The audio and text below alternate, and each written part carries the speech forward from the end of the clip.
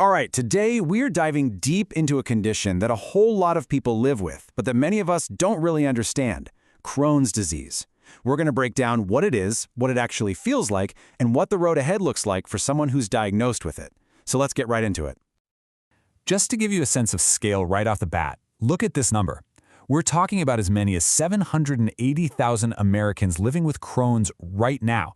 So yeah, this isn't some incredibly rare thing. It's a major health issue that a ton of people are navigating every single day. So what is Crohn's disease really? Well, at its heart, it's a chronic, and that means long-term, inflammatory bowel disease. But here's the key thing that makes it different. It can show up anywhere in your digestive system, and I mean anywhere, literally from your mouth all the way down. And it's usually not one continuous problem area. It tends to pop up in these inflamed patches with healthy tissue in between. You know, for most people, the journey with Crohn's doesn't start with some huge dramatic event. It's usually a slow burn. It often creeps in quietly, with signs that you could easily brush off as something else.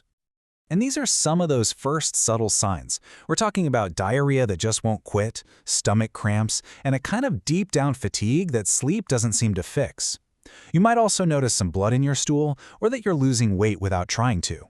Now, the really tricky part here is that any of these could feel like a bad stomach flu or maybe something you ate, which is exactly why it's so important to get it checked out if it sticks around.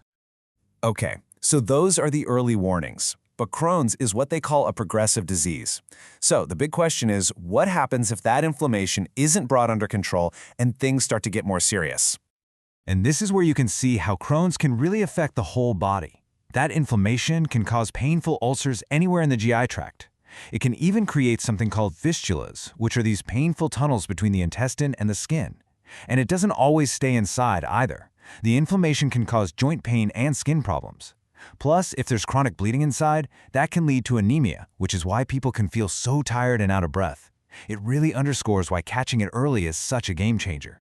Seeing the signs is one thing, but how do doctors go from those symptoms to a definite, yes, this is Crohn's disease? Let's walk through what that process actually looks like. It's really a process of elimination, a multi-step journey. It always starts with just talking, a deep dive into your symptoms and your family's health history. Then come the lab tests, looking at blood and stool samples for clues, mainly signs of inflammation. From there, doctors often use imaging like CT scans or MRIs to get a picture of what's going on inside. But really, the gold standard, the final step, is usually an endoscopy. That's where they can go in with a camera, see the inflammation directly, and take a tiny tissue sample, a biopsy, to confirm it under a microscope. Now, getting a diagnosis isn't just a simple yes or no. The doctors also figure out where in the GI tract the disease is active. There are 5 main types, and it's all about location. The most common one is ileocolitis, which hits the end of the small intestine and the colon. And knowing the exact type is absolutely crucial because it totally changes what symptoms a person has and what the best treatment plan is going to be. Okay, so once the diagnosis is in, everything shifts to treatment. And let's just be really clear about this up front. Right now, there is no cure for Crohn's. But, and this is a big but, there are a whole lot of really effective treatments that can manage the disease, control the symptoms, and get people into long periods of remission where they feel great. And that's really the whole point. Every single treatment strategy, whether it's a medication or a diet change, it's all about doing 2 main things. Calm down the inflammation that's causing all the problems, and in doing that, manage the daily symptoms so you can live a normal life. The first line of attack is usually a combination of these things. Anti-inflammatory drugs are often step 1. If things are more serious, doctors have stronger tools like immunomodulators or biologics, which are advanced drugs that basically tell your overactive immune system to calm down.